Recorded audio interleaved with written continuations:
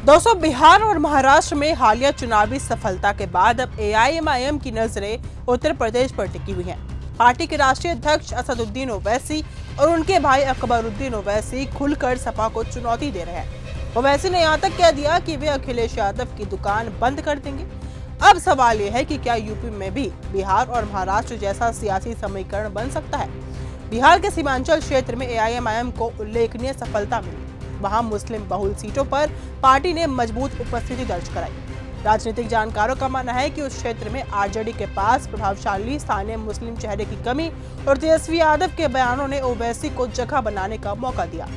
वहीं महाराष्ट्र की बात करें तो तस्वीरें थोड़ी अलग रही। यहाँ स्थानीय स्तर पर समाजवादी पार्टी की अंदरूनी खींचतान और नेतृत्व संकट ने एआईएमआईएम को फायदा पहुंचाया था। नगर निकाय चुनावों में पार्टी को अच्छे वोट मिले और उसने खुद को एक विकल्प के रूप में पेश किया।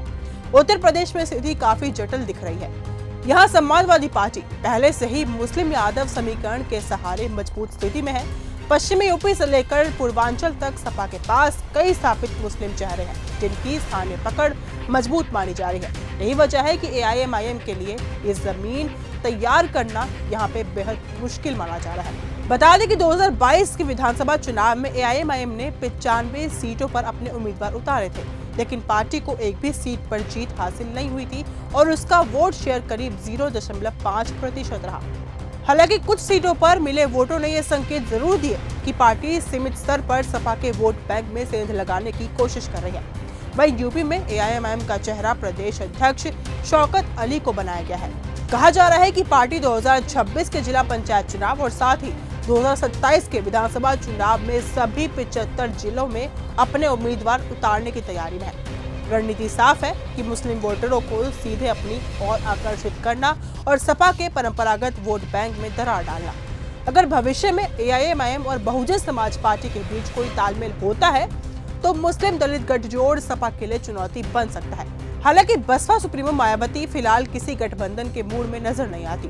यूपी में बीजेपी की मजबूत पकड़ और सपा की स्थापित संगठनात्मक ताकत के बीच एआईएमआईएम को खुद को साबित करना होगा।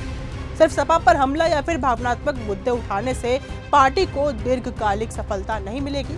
उसे रोजगार, शिक्षा, स्वास्थ्य और स्थानीय विकास जैसे मुद्दों पर काम करना पड़ेगा।